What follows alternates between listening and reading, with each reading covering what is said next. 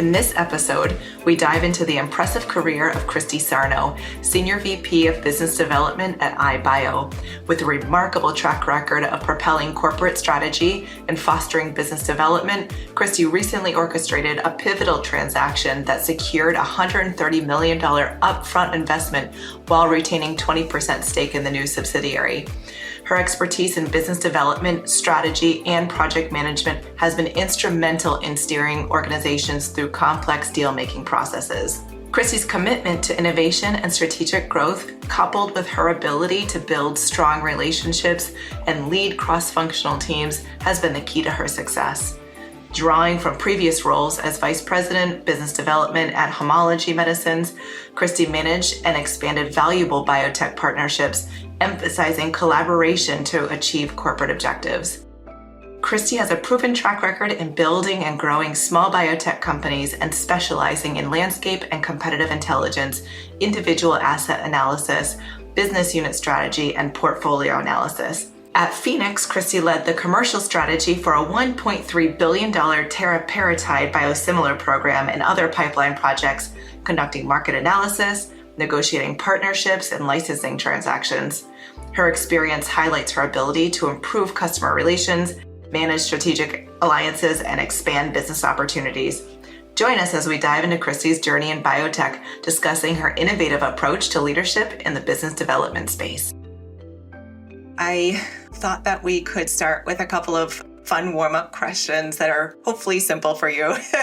All right. So if your family was introducing you to someone, how would they describe what you do for work? Would they botch it or would they be right on point? Well, it depends on if you're talking about my kids or an adult. I think my kids think I just email all day and do a lot of meetings. That's what they say. I do a lot of meetings. My family probably has no idea what I do all day. But that's common for my role. Like there are even folks because I work in science. And so there are even, some people in the lab or sometimes don't understand what I'm doing all day. Like, how can you possibly spend the whole day on a computer? If you could use only one or two or three words to describe yourself, what words immediately come to mind? Oh boy. I like to think I'm fun. I do fun things. I just got back from a hiking trip in Oregon. I can be intense. I like things done a certain way. And I'm a multitasker. I'm always doing something. Productive and decisive. Yeah. Great. All right.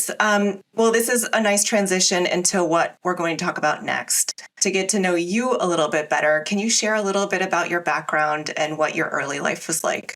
Yeah, I mean, I had sort of what you might call a traditional suburban upbringing. I lived in a small town in New Jersey. I have 3 brothers, went to public school, went to Syracuse for college. I was in marching band, so I'm a big band geek, and now my son's in marching band, so it's really fun. I started out working in a lab for 10 years after college because in high school, I had always been an English person. And in my senior year in high school, I took AP Bio, and that changed everything for me. I had a fantastic teacher, and I became interested in biology. And long story short, when I went to Syracuse, I got into the Newhouse School, which is known for, its ESPN announcers, and ended up switching out and changing major into biology my sophomore year. So not the typical thing that people do when they go to Syracuse. Everyone wants to get into Newhouse. But that was a great move for me. I worked in lab jobs for about 10 years before I got moved on to the BD side of things, and I've been doing that now for almost 20. So yeah. Great. Wonderful. Thank you. When I look at your background, you really have an impressive track record in BD and corporate strategy. Were there any defining moments in your early career that steered you towards this career track? There are actually sort of 2. So I was working in my lab job, and we decided to license in this technology. It was a cell line that we were using to do experiments. And a person came with it to come to the lab and train me on how to use the cell line. And that person ended up being my first boss in BD. So she came over here from the Netherlands because the cell line was from Crucell, which is a company that ended up getting acquired by J&J. And the cell line, fun fact, is also the cell line that J&J used to make their COVID vaccine, which I then ended up getting in the first parts of COVID. So that was kind of cool. Sidetrack though. So my boss came and showed me how to use the cell line. And then as they were expanding that business about a half a year later, they wanted someone in Boston to do basically what she had been doing. And she thought of me and she called me. And so that was, and I jumped on that opportunity. So that was one of the first defining moments. The second defining moment was really transitioning into BD proper. So I had a few different bosses in my time at Crucell, but one of them is the one that basically said, you can't keep doing the scientific support. You have to be in BD. You're coming with me. Literally said, you're coming with me to the bio conference, dragged me around behind her and introduced me to everyone she knew and showed me what it was like to be in BD. And that was it from then on. So much fun. And I don't think I would have had the same career path if she hadn't done that. That's incredible. It's like you had a sponsor right there built in for you, really just lifted you up and put you into a position that started you on a successful career, really. Absolutely. Yep. And I keep in touch with her to this day. Oh, that's great. That's even better. So shifting gears a bit, I'd love to dive into your experience with innovation. How do you foster collaboration between different departments that you work with to drive innovation in BD? Okay, so this is a question that people like to ask a lot because some people think it's hard to innovate in BD. You know, you're gonna do a license, you're gonna have milestones, upfronts, and royalties, and you're gonna go along your merry way. But there actually is ways to innovate within BD that I found over the years. So one of the basic tenets of any job I've had is my collaboration with the R&D team. So a lot of my business development work has been with technologies and platforms, and then has, in the later years has moved on to more assets and M&A. But even speaking about business development in larger terms like that, if you don't know what's happening in your R&D world, you can't be effective. And so establishing relationships with that team, with respect to what they're working on, but also with respect to what they're interested in. So I have found that if I know what they'd love to be working on, then that can be a way for me to keep my ears open when I'm out and about talking to people about what's possible for our company. And that in past roles, that has actually come to fruition where, there's a certain expertise within the research team that may not be highlighted. And we were able to bring in some programs where that expertise could be utilized. And so that's one thing that I always have to have. It's just a basic for me that I have a good relationship and a good line of communication with the research team. But I think the other way is just in thinking about what it is that you have. I'm usually on the sell side. I have been on both sides, but 75% of my career has been on the sell side. And so what is it that I have to sell can be a really innovative question, to be honest. So at Homology Medicines, for example, we ended up spinning out our manufacturing capacity in a very unique way where we, still had a big stake in the company as it started. That started out as a conversation on, could we just transfer our manufacturing capabilities to another company for one product?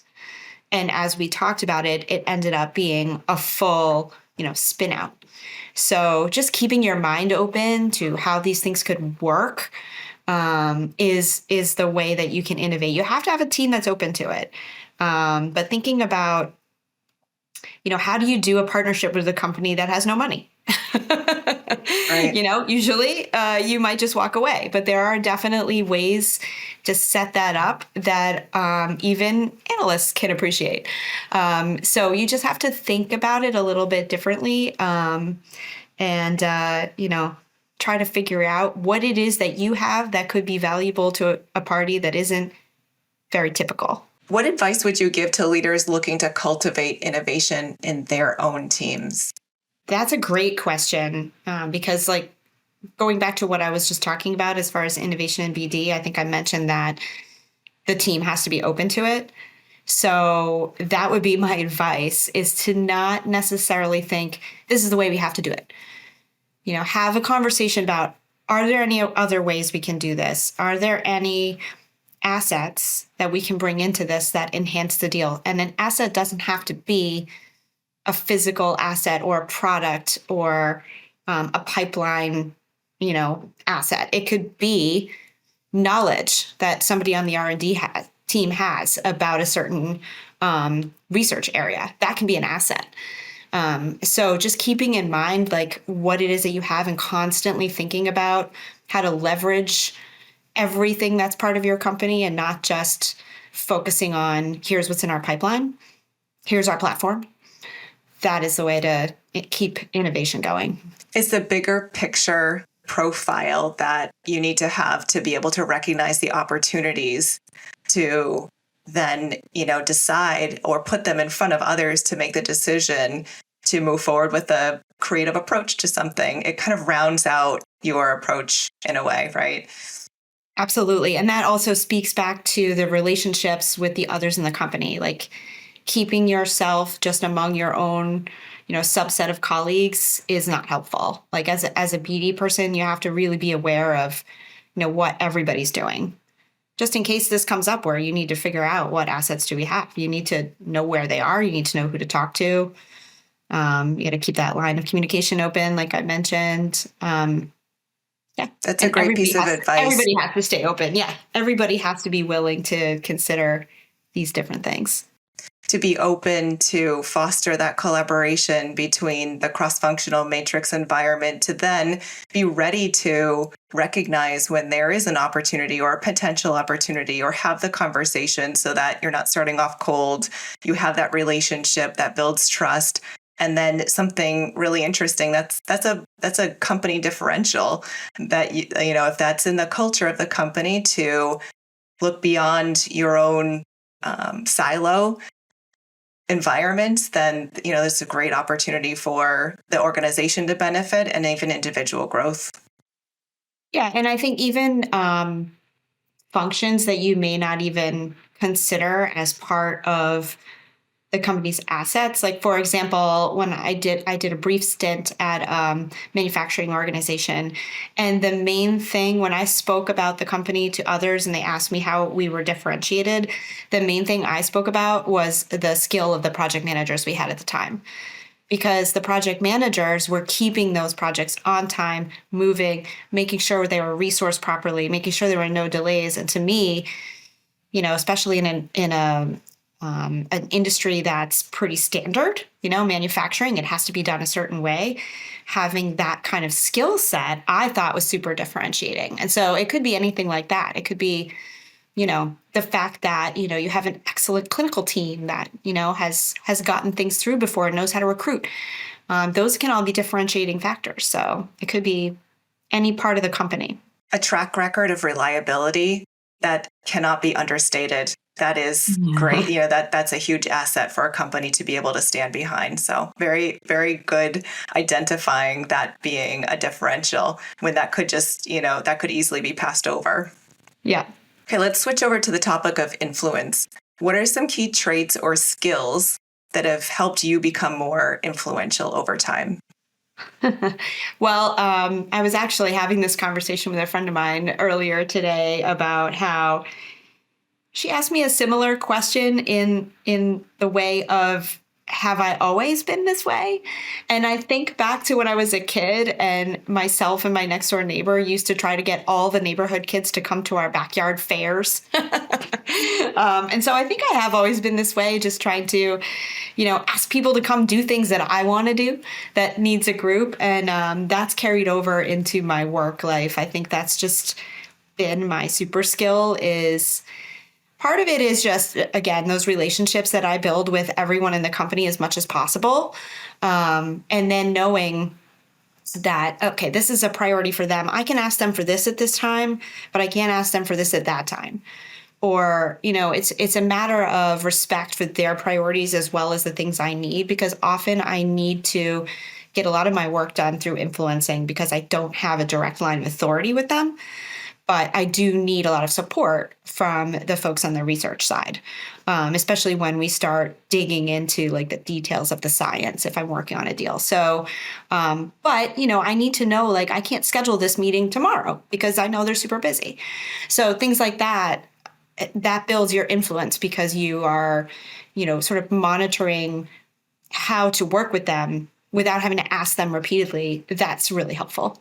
Yeah. It's almost as if you are influence can go hand in hand with trust in a way, right? Because they are trusting that you need something. It's important. This is the timing now versus, if someone came to them for something all the time that was important, then how would they know how to differentiate what is really, truly, business critical, time critical? So that's really a great skill to have, is to know when, what the ebb and flow looks like and how to leverage that with what you need to accomplish as well for the overall, best interest of the business. Yeah, and it can go both ways. So you can manage expectations on the other side also. So like if somebody's like, well, we want you to answer these, 25 questions. I mean, you can say in many instances, well, I'll get back to you on this day when my research team has had time to review that document. Obviously there are situations where it can become urgent, but usually it's not. If you're managing things correctly, most things are not urgent. And so it's a matter of just being on top of, expectations on both sides. So going back to them and saying, how long is it going to take you to do something before you promise to the other party that it'll get done? I mean, it sounds pretty basic, but a lot of people don't operate that way in any industry. It's true. Yeah. Well, there's a lot of situations that seem to go well for you because this is part of what you're good at. But do you have any examples of situations where you've overcome someone else's resistance when you're trying to influence them? Yes. I mean, obviously, that is part of the game also. You don't always get your way. And again, without having direct lines of authority, you have to be subtle. I mean, one thing that you can do, you being, anybody in their function that has to use influence, is just to, if something doesn't go the way that you were expecting, is just to step back and think, okay, that didn't go like I planned.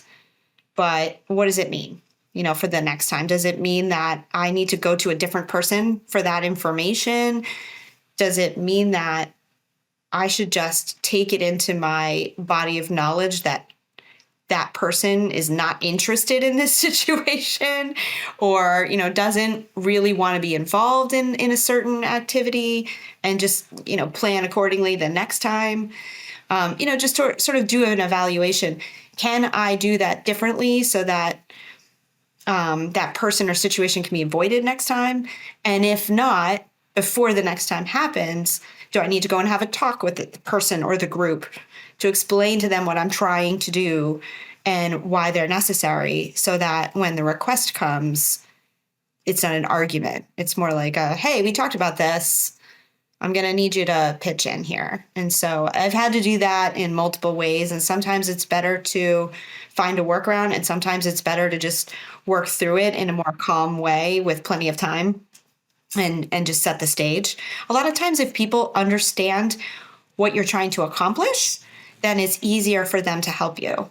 So instead of just sending over a request, if the request comes with background, then I found that to be very helpful for anyone. Almost anyone appreciates knowing how they're part of your effort. Yeah. That makes a lot of sense. The takeaway that I have from this is to spend the time to reflect on what that challenge was. Many of us are in such a fast-paced environment in our organizations. It's on to the next, on to the next. And spending that time to understand what that situation was or how you had approached it to then determine what needs to happen next time to make this better is incredibly important. That's part of the learning and growth of the individual, which contributes to the culture and the growth of the organization. Yeah, and I think it's really important to take the time to do that at a time when you yourself if it was a tense situation, at a time when you yourself has calmed down. Because in the moment, if you try to reflect on it in the moment, all you're going to feel is, well, I can't believe that happened, But if you really think about it the next day, I mean, most of the things that happen at work are about work and aren't personal to you, even if it seemed like a personal interaction. So if you really think about it the next day, you're like, okay, well, this person may have, 50 things on their plate that I didn't know about. So let me just regroup here and think about it from a different perspective. And that can be so important. Taking the emotion out of it really can help clarify what the situation is about. Yeah. If you can leave our listeners with one key takeaway about the power of influence, either in general or in your work environment in BD and corporate strategy, what would it be? I mean, a lot of people don't like to have to rely on influence to get things done other than being like in charge. I actually think it's better because I like to do this, but I'm also forced to build relationships in order to get my work done. I mean, that's BD. That's my job. So I kind of like doing that. But I think it's good practice for everybody to be out of their comfort zone, talking to other groups within their company and really learning about the people they're working with. It's such a good way to get things done. And it shouldn't have to rely on, I'm your boss, so I told you, or my boss told you, or all those other power dynamics that really are just background noise when you're trying to get a project done. Great point. Love it. That's great. Now shifting focus, let's look at our leadership specific topic of empathy. Why do you believe empathy is an important quality for leaders to have? Well, I mean, this is something that I've worked on a lot over the last several years in particular. I used to think I was really good at empathy. And I had a couple of situations where it was pointed out to me that I was not. So it was a scenario where I was like, well, this is work. How come you're upset? You can't be upset, like no crying in baseball. But, some people do get upset about things that I don't get upset about. And I needed to recognize that and learn how to interact with different people in different ways. And I think you can always learn on that front. And so I do a lot of that work through an executive coach who helps you, like I mentioned, helps you step back and kind of try to learn or imagine what someone else's perspective might be that you didn't immediately think of. And so that is where empathy comes in. So all of the examples I've been talking about, you have to include that empathy. So I mentioned, maybe someone had 50 things on their plate. It could be they have 50 things on their plate from work, but it could also be that they're going through a divorce or they have an ill child or something they don't want to tell you about, but is happening to them that could be affecting how they interact with you. And you don't necessarily need to know what that is, but you need to have the perspective that they may have something going on that has nothing to do with you. And so just kind of keeping those things in mind as you reflect on certain situations helps. Also keeping in mind, especially for me, I have to talk to myself about this a lot. Not everybody works the way I do. Especially in science, a lot of people don't want to go around making relationships with the rest of the people in their company. That's not comfortable for them, and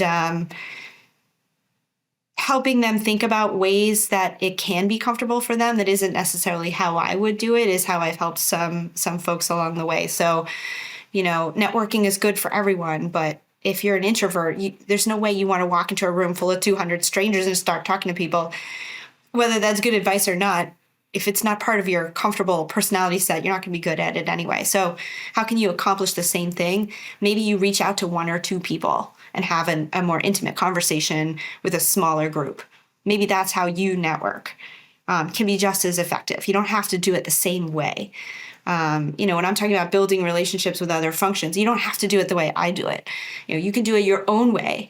And there's lots of ways to do that. And there's lots of ways to approach building relationships that aren't the way I would do it. So that's kind of what I've been working on over the past few years, because I think it's helpful for me to think about what might be good for a personality type that isn't like me, but it's also helpful for me to think about how to react to certain situations or how to not react to certain situations. That's a key Often even more word there. important. Right. Well, something you said early in this conversation, in this topic area, you talked about the way in which people interact, and sometimes they may respond in a way that isn't the expected response. And they could be going through something personal at home. So it just made me think about how it's important to give people the benefit of the doubt that they want to do the right thing. There's something in their way that is not seen by you, by me, between what it is that you're trying to accomplish and the response. And there's something in between there. And giving people that benefit of the doubt that they want to do the right thing, that they're trying to accomplish it, but there's something that is a challenge that they're not able to or wanting to share at that moment to help you understand. So you have to think about, okay, well, it's probable that, I approach this in the way that I thought was the best way possible. And, and this is the outcome, Yeah. And maybe the way I thought was the best way to approach it was not appreciated by the other party. So, I mean, you don't always know, but trying to find a different way to approach it just in case can be helpful. All right. Well, I really loved how you framed empathy in a couple of different contexts. And I want to talk a little bit more about mentorship. You touched on that a little bit. Let's go into it a little bit more. The mentorship ideology can be really different from person to person. Can you tell me about your philosophy around mentorship? Yeah. I mean, we've talked about this before, how I have a little bit of a different view because I have done a lot of work with organizations like Women in Bio, gone to a lot of networking events. I hear this topic talked about all the time. And it's talked about in this way of, if you don't have a mentor, your career is stalled. And it's just such a confusing topic. And I think people don't realize that they always have mentors already.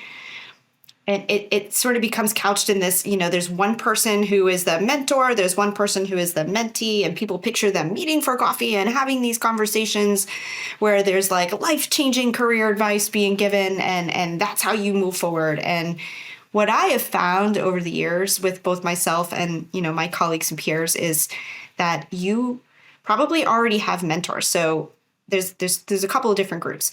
So your friends can be your mentors. If you have some mom friends in town that you talk about work with, those are your mentors. If you're reviewing situations with them and getting their opinion on what to do, those are your mentors. You have mentors already. Most people have a low level of mentorship from friends, colleagues, people they used to work with, people they go out for beers with. And that's mentorship. I mean, it goes back to what we were saying on the empathy side of learning someone else's viewpoint or way of viewing a situation is mentorship because it helps you look at it from a different perspective. And that's sometimes all you need. It's the way in which you define mentorship. I think that maybe mentorship, because it's such a big topic area, that there's a desire to put it in a box of what it looks like and to define that box. And I really like what you said about saying, well, it's a creative approach to appreciating the people and the influences that you have around you and using and leveraging that to say, no, I'm not doomed to my career. I'm not doomed because I don't have someone that I am regularly scheduled to meet with on Monday afternoon at 3:00 at this Starbucks location. But I really appreciated that my friend responded to me and supported me in this, for this specific situation and made me feel heard, and it gave me a chance to step back and reflect and, was a catalyst for the actions that I'm going to do next. So I really like your approach to it being more of a grassroots and really appreciating what you have already in hand. Yeah. I mean, I do think that having mentors that are a higher level than you, or not necessarily a higher level, but the level you want to be, you should have those relationships as well. And those you do have to sometimes seek out a little more formally. So I do think there should be different layers of mentors, but I don't think people should be, as you just summarized, I don't know if scared is the right word, but people shouldn't feel like I'm not on the right track because I haven't identified, biotech leader X as my mentor, and mentors can come and go too. That's the other thing. You don't have to get a mentor and keep a mentor. As your career evolves, maybe some people aren't as useful with respect to those types of conversations anymore. So you need to have a different type of mentor, especially as you move into different roles in your career. Maybe at some points you need a more technical mentor. At some points you need a more like business and leadership kind of mentor. And sometimes you need a mentor if you're trying to switch into a different type of role or you're really trying to move up. So even if you're trying to move laterally, but, say from the lab into IP, you might need a mentor on the IP side. So it's just, that term is used like it's always a formal relationship. You should be having these types of people in and out of your, your sphere as you go along. Yeah, great. A component of that comes to mind is, where is it that you want to go? Make that decision, be clear about that so that you can then better identify the person or people that can support you. And you can then know where best to seek out a mentor to help you get to that next level or help you change careers or help you, do whatever it is that you need, that you want to do, because you're more clear. And when you're more clear, usually you have conversations with people. It tends, you tend to happen upon people who are, at the same, who are vibing with you at that level. So let me ask you, Kristi, did you ever have someone help you navigate in a time of crisis or significant change in your career? Yeah, absolutely. I mean, I engaged an executive coach, and I give myself credit for this almost at the right moment. I mean, I was in a situation where I was complaining about my quality of life at work a lot. And I was using some of my mentors to work through that. But I was also realizing that there's a certain point where complaining about your work is not helping you. And I got to this point where I was like, I feel like there's something I'm missing here that no one I work with is going to point out to me. I felt like maybe it was intangible. Maybe it was the way I was speaking. Maybe it was my lack of empathy that I wasn't aware of yet. Maybe it was something that is the kind of thing, it's not execution related. It's not you're doing your job wrong, but I knew there was something missing. And I really wanted an unbiased third party that wasn't afraid to tell me, well, you're coming across like this, or you're not showing up like this. And so I ended up hiring a coach right at that time, and she was amazing getting me through a transition that I didn't know was about to happen. And just setting me up in my new role once I did transition for success with like specific ideas for how to build relationships. That move that, was during some, difficult, timing for certain things. And so she helped me navigate that. And so I just feel like if you do have the resources to engage someone like that, it's a great idea. It used to have this connotation that you only got a coach when you were messing up. I think it's more accepted now that people are going and seeking coaches for their own benefit, and it can be hugely helpful. That's great. I can really tell that you are action oriented and you are, solution focused. And I think those are really key attributes to what has made you successful in your career. And, it doesn't mean that you've found all the solutions yourself. It's that you've elicited the support that you needed cross-functionally, matrix environment, in this case with a career coach. Really great examples. All right, so that actually helps us transition a little bit into another topic that I want to talk about with you, which is wellness. Are there any specific mindfulness or wellness practices that help you either stay grounded and focused, or on the other side, that impact your energy levels and performance? I have a couple. They're not as formal as a lot of people. Like I don't have a journal or anything like that. But I did start riding my bike several years ago. And a lot of runners will describe this too. Like when I'm on my bike and I have music and I'm by myself, my mind wanders wherever it wants to go. To me, it's like a form of meditation. And I solve a lot of work problems that way because I'm just sort of outside. I'm looking around. I'm enjoying nature. I'm not staring at a screen. I'm not trying to get something done. And that's just like creative energy for me. It's also, you're exercising. So all the benefits of that. So I found that to be amazingly helpful. And that's not why I started doing it, but that is where I think through work problems a lot. And the other one, honestly, is the shower. If I take a really long shower, that's again, it's another area where there's nothing coming at you. There's no media, there's no screen, there's no phone. The kids are very well trained and not to interrupt mom when she's taking a shower.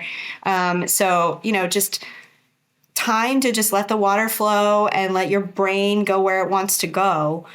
And honestly, again, same thing. It's just like you need to be in this environment where, you're blocked from things coming at you is the way I describe it.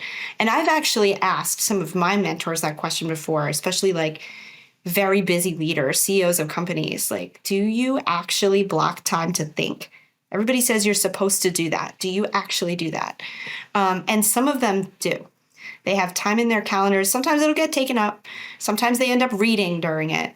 But there are a lot of leaders who will block off time on their calendar that they just want to be open and sitting and doing whatever it is they do to let their mind ruminate on whatever is going on. And if you don't do that, it's just too much. It's just too much for everyone these days with all the different types of media and all the things to worry about and all the things that have to get done. And everybody's life is so busy. It's true. I think too about your example of running, and you can't just run forever. You're going to need to stop and sleep and eat and and recharge so that you can do that longer run in 2 days from then. So yeah, I don't think that can be underemphasized, that time to just not think. And I know there's a ton of research. I was just listening to a YouTube short video about someone who describes just that, and she describes the science behind it. I'm going to have to link it to this video. Awesome. All right. Let's talk a little bit about some fun questions for you. Do you have any hidden talents or hobbies that people might be surprised to learn about you? Well, it's not really that hidden, but one of my hobbies is biking, but I do have a black belt in Taekwondo. I don't do that anymore, but once you have your black belt, you have it. So I get to say that. So that's usually a surprise to people. What else? Not really. Most of my hobbies went out the door when I started having kids. So I'm trying to work on bringing some things back in, but we'll see what happens. I understand that. I've got 2 young kids. I mean, my kids aren't that young anymore, but they take over that whole time. All right. So let's take our conversation home with some shout outs. If you were to name 1 or 2 or 3 people that have influenced your career path, who would they be? Well, now I don't know if they would want their names, but maybe I'll say, so, my AP bio teacher in high school, I mentioned that. Martina Molsbergen is the person at Crucell who dragged me into BD. She's amazing. Almost everybody knows her. So, and she's, I give her that credit for bringing me into BD. There's a few people at Women in Bio who recognize me, convince me to take a leadership role within the national organization, and I really didn't want to. And that has been a game changer for me as far as my network, my confidence level. The things that you can work on in a volunteer organization are different than what you can work on at work. So I encourage everyone to try to find a volunteer organization that they can fit, either career related or not, that really, helps you feel like you're part of something that isn't something you need to get done, but it's something you want to do. That was a good piece of advice that I got from someone in the industry. And then there's just been so many colleagues and bosses or other executives that have given me great advice over the years, either in a brutally honest way or in a nice way, however it's been delivered. But I could tell they were trying to be supportive. And listening to various pieces of advice is what I consider one of my super skills. Just being open to advice, listening to it. You don't have to accept everyone's advice, but there's been times in my, along the path, like for example, when J&J bought Crucell, what was going to happen to my role, what was going to happen to the company. I was like, oh, everything's going to be fine. And people are like, no, consider these 3 things. And so I did consider those 3 things, and they turned out to be right, because they'd been around longer than I had. So, just being open to advice, and lots of people have helped me. Great. Good. In closing, what's one thing you want listeners to take away from this conversation today? I think anybody who's listening to a podcast like this is probably open to, how can I move my career forward? What can I do differently? Who can I learn from? And so just hopefully they got a few tidbits from our conversation that resonated with them, that they can be like, oh yeah, I can do that one. Start with that one, see how it goes, and then go from there. Like, don't feel like you have to do everything to change your career because you listened to this podcast even, or you went to a networking event. Just pick one thing, and see how it goes for you, and then see if that makes a change. Great. Very good advice, and a lot of insightful advice today. It's really been fun talking to you, Kristi. As we wrap up, where can someone find you if they want to look you up? The easiest place is probably LinkedIn. I'm pretty, present on LinkedIn. I use it as my Rolodex, to use an old-fashioned term. I post where I'm going to be and what I'm doing on there. So happy to connect with people through LinkedIn. And I just want to say too, it's been a pleasure having this conversation with you, and thank you for having me here. Great. Well, let's wrap it today. Thank you so much. And I look forward to following you on LinkedIn, seeing what you're up to, and seeing you rise to even greater successes as your career continues to grow. Thank you so much.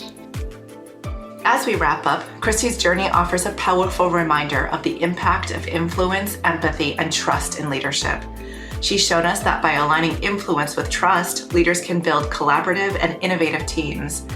Through reflection, she's developed a keen ability to navigate resistance, strengthening team alignment, and supporting larger goals. Her insights into mentorship reveal the value of seeking diverse sources of guidance and the importance of wellness and balance in sustaining energy as a leader. We hope Kristi's journey inspires you to lead with empathy, embrace mentorship, and maintain the bigger picture in mind. Thank you for listening, and we'll see you next time.